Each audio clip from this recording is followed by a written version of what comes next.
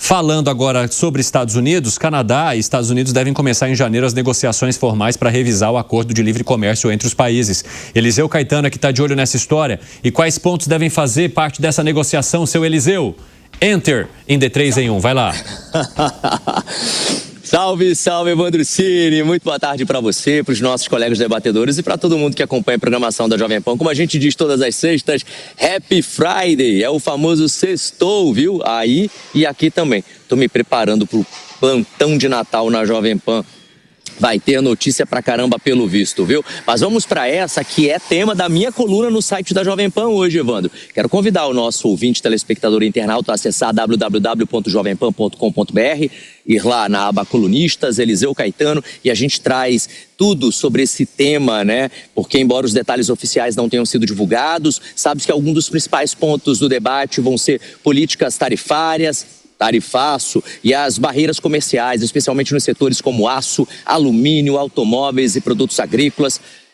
Políticas regulatórias e práticas digitais de comércio também vão estar na mesa.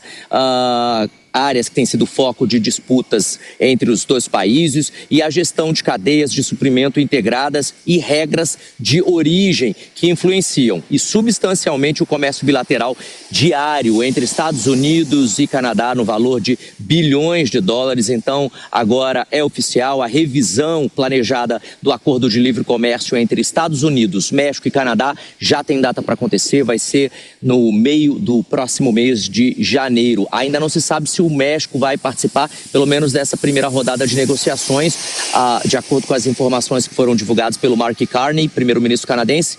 Apenas consta Estados Unidos e Canadá. A pergunta que não quer calar por aqui é: cadê o México? Porque é um acordo trilateral.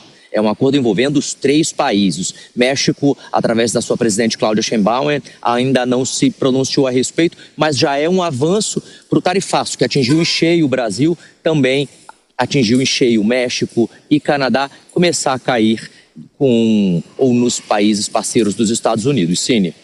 Agora, Eliseu Caetano, eu queria que você trouxesse também informações da menção de Marco Rubio ao Brasil. O que você tem aí, meu amigo? Essa é a informação de agora, a informação de momento, e vai repercutir durante todo o final de semana, sem sombra de dúvidas, aí no Brasil principalmente, mas também aqui nos Estados Unidos. Agora há pouco, o secretário de Estado norte-americano, Marco Rubio, deu uma coletiva para a imprensa e respondeu a uma colega nossa, jornalista brasileira, e trouxe algumas declarações que eu separei aqui, aspas, para a gente poder discutir aí no estúdio, viu? Para quem não sabe, há tempo, para a gente contextualizar, o Marco Rubio, ele é americano, mas os pais dele são cubanos. E por isso ele fala o espanhol muitíssimo bem, inclusive com sotaque cubano. E vem dele a principal barreira, o principal muro envolvendo Estados Unidos e Brasil, desde que as relações de mais de 200 anos começaram a ficar conflituosa entre ambas as nações. E aí ele disse o seguinte, olha, abre aspas, a relação entre Brasil e Estados Unidos está sim, nesse momento eu diria, numa trajetória positiva, fecha aspas, refletindo aí que os diálogos recentes entre os presidentes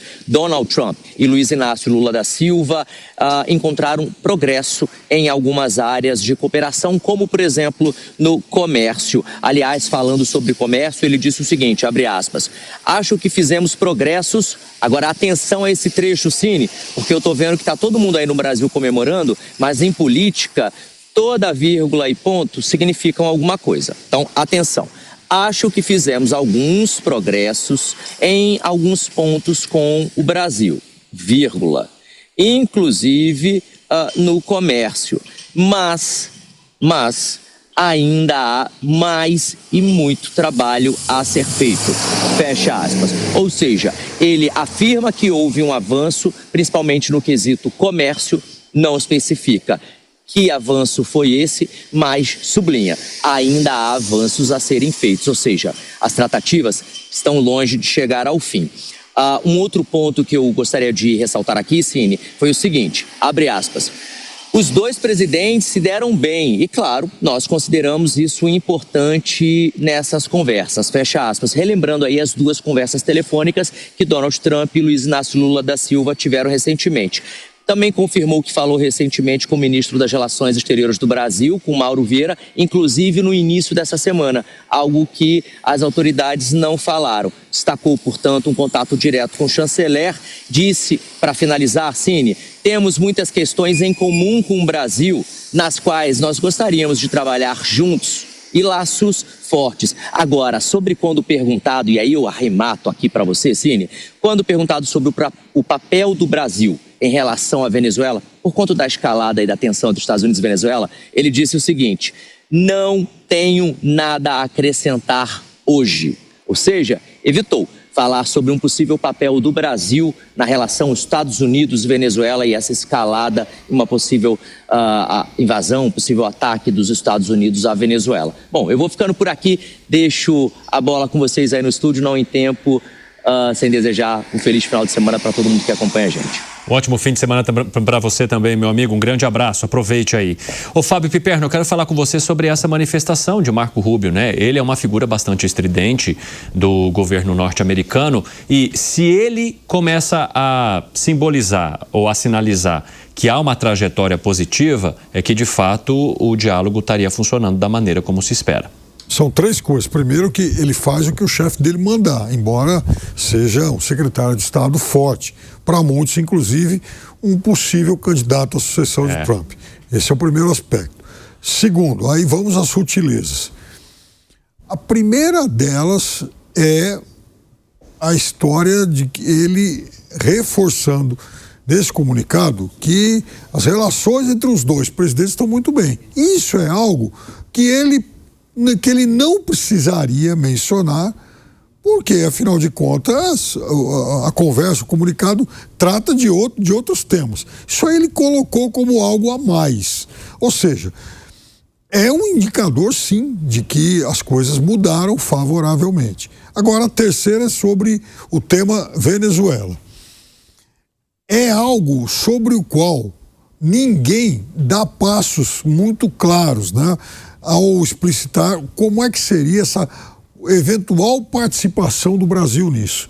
Então, o silêncio reina sobre essa questão, tanto do lado de cá quanto do lado de lá. E é evidente, sim, que o Brasil andou conversando tanto com o Maduro quanto com o presidente Trump, procurando uma solução negociada que passe, talvez, pela saída de Maduro rumo a um exílio dourado aí. Mas eu quero voltar a falar de uma menção que o Eliseu Caetano... e você que nos acompanha pela rádio, seja muito bem-vindo. Que bom ter vocês por aqui para a gente debater, trazer opinião crítica, algumas discussões acaloradas. Eu sou o Evandro Cini e seguimos juntos pela próxima 1 hora nesta sexta-feira. E no bloco anterior a gente estava discutindo uma menção de Marco Rubio de que Estados Unidos e Brasil têm uma trajetória que é positiva, que há ainda algumas questões que precisam ser sanadas e bem articuladas, mas que ele entende que o caminho está sendo bem construído. E Alangani, como é que você avalia essa fala de Marco Rubio? Porque ele sempre foi o cara que se colocou como uma barreira nessas tratativas e que sempre entendeu que os Estados Unidos deveriam impor, sim, as suas regras, as suas vontades e conseguir e obter o resultado nas negociações a partir desse protagonismo. Quando a gente tem uma figura como ele dizendo que enxerga um caminho positivo, de fato isso mostra que a negociação vai bem entre os corpos diplomáticos e também os presidentes da República? Vai bem e mudou o eixo aí da negociação. Eu concordo bastante com a visão do Piperno. Primeiro, que ele é subordinado a Donald Trump. Ele não vai ter uma posição diferente de Trump, né? Então, num primeiro momento, você até pode ter ali uma divergência, mas depois é claro que você deve ter ali o mesmo discurso do seu chefe, do presidente. É assim que funciona um governo alinhado, ou espera-se isso. Bom, agora, em relação a essa mudança do discurso do Rubio, aí tem uma hipótese que eu acho bem plausível. A incursão americana na Venezuela, ela é um ponto de não retorno, Evandro, e é uma solução bastante difícil para os Estados Unidos. Por que eu digo isso? Porque uma invasão do território venezuelano, uma operação militar lá, para a base do Trump, isso seria fatal, porque a base do Trump não apoia isso. O Trump foi eleito com um discurso contrário às guerras. Não, eu vou cuidar mais dos Estados Unidos, dos problemas internos, eu não vou me meter em guerras com outros países e tal. E de repente você faz exatamente o contrário. Não à toa ele vem sofrendo duras críticas da base do MAGA, também de influenciadores, enfim, pessoal lá importante dos Estados Unidos, da sua base. E aí é um problema para ele, porque ele pode perder as midterms. Perdendo as midterms, ele vai passar basicamente 2 anos do seu mandato sem governabilidade e defendendo o seu mandato, porque possivelmente vão entrar com pedido de impeachment. Aliás, pedido de impeachment inclusive baseado no ataque sumário às embarcações, porque isso não é previsto em lei. E provavelmente o pedido de impeachment de pessoal que apoia uma incursão na Venezuela, que é o mais hipócrita ainda. Agora, se ele também retornar agora, isso é muito complicado. Por quê? Porque já se gastou muito dinheiro, uma movimentação absurda militar para lá. E também, qual é a satisfação que ele vai dar para aquelas pessoas de Washington que apoiam a guerra, né? Os neocons, alas do Partido Democrático. Então, essa pressão do Deep State também é muito grande. Então, o Trump não sabe muito o que fazer. O que seria melhor para o Trump? E aí que entra a negociação. Tudo isso para falar onde que entra a negociação. O que seria melhor para o Trump? Uma renúncia do Maduro. Porque talvez a aposta dele fosse toda a demonstração de força norte-americana, o Maduro iria renunciar. Mas não foi o que aconteceu, né? O Maduro não renunciou. Então, talvez agora o melhor para ele seria a queda do Maduro. Politicamente, ele se fortaleceria muito. E quem é que pode ajudar a convencer a saída do Maduro?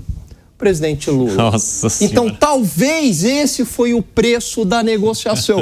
Presidente Lula, você pode ser um interlocutor junto ao Maduro, você tem uma proximidade dele, você tem uma amizade com ele, para convencê-lo a renunciar um asilo político, porque isso, politicamente, para o Donald Trump, seria uma baita vitória. Uma incursão na Venezuela tem uma consequência. Todo mundo acha que lá nos Estados Unidos todo mundo é unânime, né? Tá todo mundo lá com bandeirinha apoiando a incursão na Venezuela. Não é assim. A sociedade civil tem grandes resistências a uma incursão na Venezuela e ele perde a base de apoio do MAGA. Muito interessante essa linha que você construiu aqui pra gente, Alan Gani. Você concorda, Bruno Musa? Concordo, e tem um ponto interessante a ser colocado aqui. Nessa linha do que o Alan falou, do Lula ser um bom interlocutor com o Maduro, afinal de contas eles são amigos, isso está muito claro. Enquanto o espaço aéreo da Venezuela estava fechado, o Wesley Batista pegou um avião e foi até a Venezuela, onde ele esteve 24 horas em Caracas, e ele é um dos grandes interlocutores com o Lula. Então, é muito provável que ele tenha ido em nome do Lula para fazer esse bate-papo, até porque uma semana antes, aonde ele estava? Na Casa Branca, com Donald Trump, e vale lembrar que ele doou 5 milhões para o comitê de campanha, 5 milhões de dólares para o comitê de campanha de Donald Trump. Então, as coisas começam realmente fechar nessa linha. Agora, o jornal The Telegraph mostrou uma matéria muito interessante, falando que, ao que eles já sabem, The Telegraph, pelo menos, eles estão já, Maduro e Trump, nos passos finais de negociação.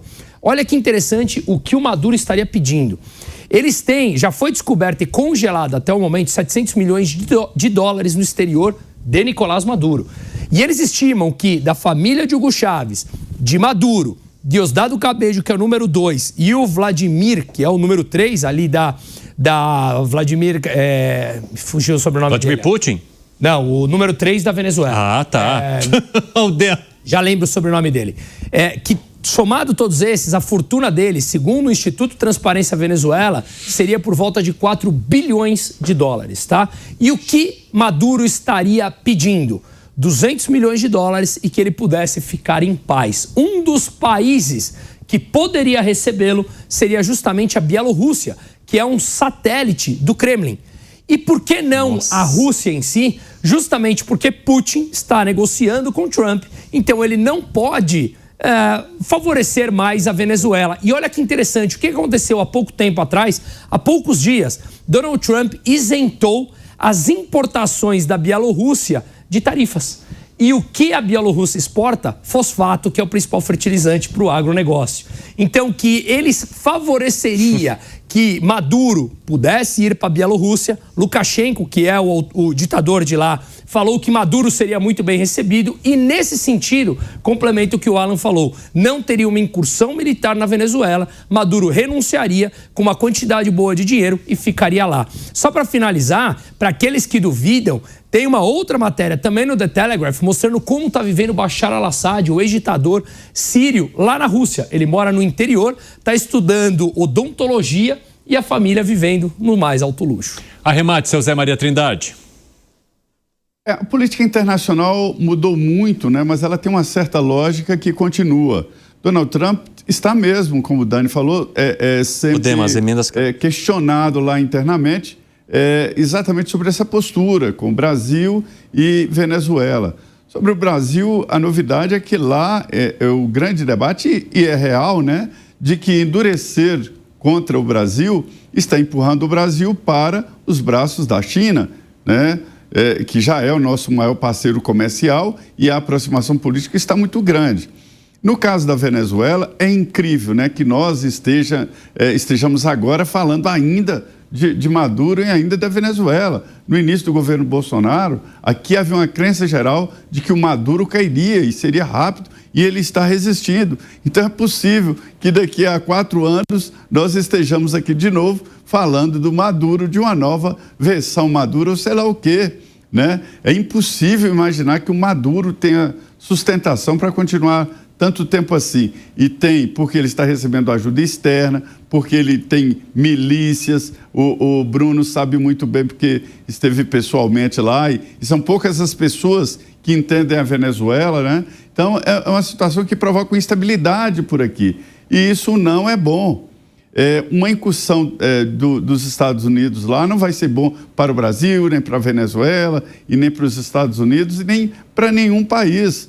Então é preciso uma saída, e a saída seria exatamente essa negociação da cúpula. Não é só o Maduro, né? Tem toda uma cúpula ali na Venezuela que tem que ser extirpada de lá.